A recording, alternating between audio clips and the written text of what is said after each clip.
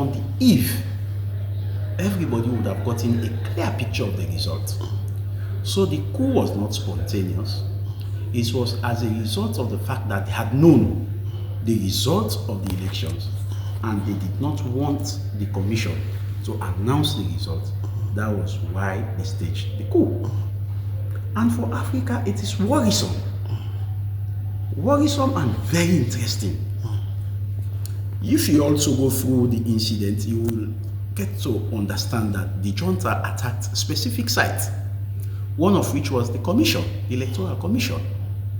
And when they attacked the commission, they did not only seize the building, they ensured that they destroyed every ballot, they destroyed every tally sheet, and they destroyed even the servers, because they had wanted to destroy every evidence of a clear winner in that election.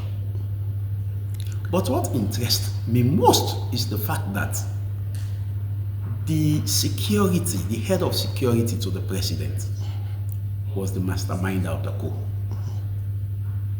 And the president was the first person to announce the coup. And the president was protected, highly protected, and escorted to the airport to leave the country, whilst opposition figures were arrested and locked up. And after the announcement, the campaign manager of the president, Mbalo, his campaign manager, who served as his finance minister, was announced as the prime minister, whilst his head of the military is the transitional president. So that scenario is as if the president knew he had lost the elections and wanted to seize power, so he used the military to seize power. And this is very alarming for Africa. As a sub-region, what would you say, do we have any lesson to learn from the... Well, it is worrisome for the entire sub-region, not only the French-speaking, because the English-speaking African countries, West African countries, will begin to emulate those very bad precedents.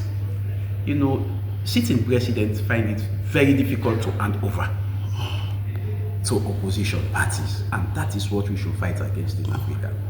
What they want in Guinea-Bissau is for the interim government, the military junta, to conduct another election.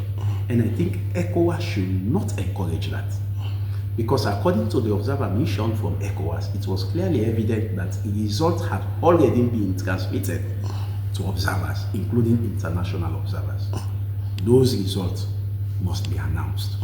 And the president who has fled the country voluntarily must be encouraged to return and do a proper transition to the winner of the elections. We have the president of Sierra Leone being the chair of the authorities of heads of state, being a former military leader. I believe, understand the language of these people as we speak is already there. And others who have upcoming election, what can they learn from all this? They have enormous to learn. Elections are not meant to go your way always. The views of the people must be respected. Once you are voted out, you should hand over peacefully so that you leave a better legacy instead of leaving your country in disarray. Very soon we'll be going to elections, presidential and general elections in 2028. So we don't expect democracy to slide in Sierra Leone.